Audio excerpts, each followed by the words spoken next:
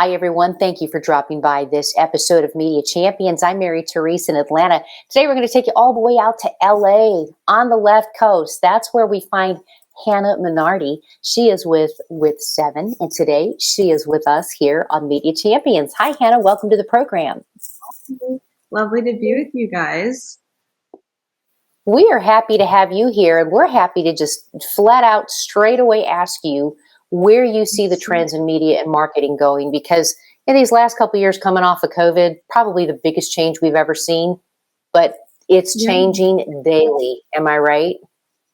Yes, it's changing rapidly. And I think for everyone, moving quickly is kind of a non-negotiable now, and being able to pivot and change ideas is something that everybody has to embrace. And that is what today is all about.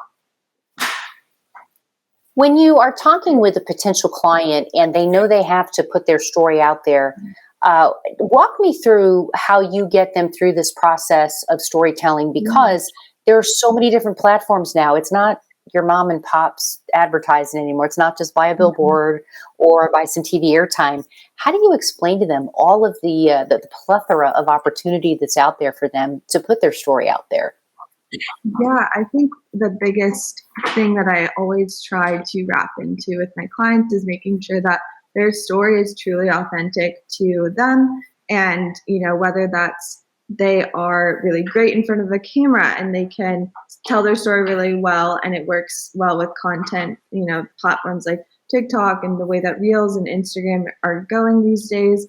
They need to play into their strong suits. And I always try to push people to put out more content than they even feel comfortable with, because I think, also with the changing times, people are consuming way more content. And a lot of times in the past, people were so much more precious with the things that they would put out. And today, you really have to just focus on the quantity of content a lot more than the quality. So really getting people to be clear on their story, clear on why they built their product or their business that they're working on, but then also being able to act quickly and share a lot more.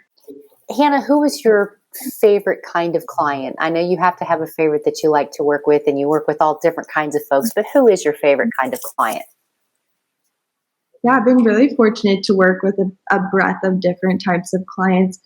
I tend to lean more towards startups, because I think the approach that startups have brings a lot of innate innovation to a vision, because you can work really quickly and there's a lot that you can do without having to work through a bunch of different teams to get something accomplished. You can really bring something to life very quickly. And there's just this natural fire that I think is different within startups. But I've also been fortunate to work with really great large corporate companies like Nike, who within their company, they kind of build internal startups so that they can also execute some really creative and innovative ideas. So I would say I love working with any brands that want to bring thoughtfulness to a campaign, and also want to think differently and think out of the box and not just do something that's already been done before. Well, you are certainly cooking with gas, my lady. Thank you so much for taking time to be with us today. I hope you'll come back on Media Champions. Yeah, I'd love to. Thanks for having me.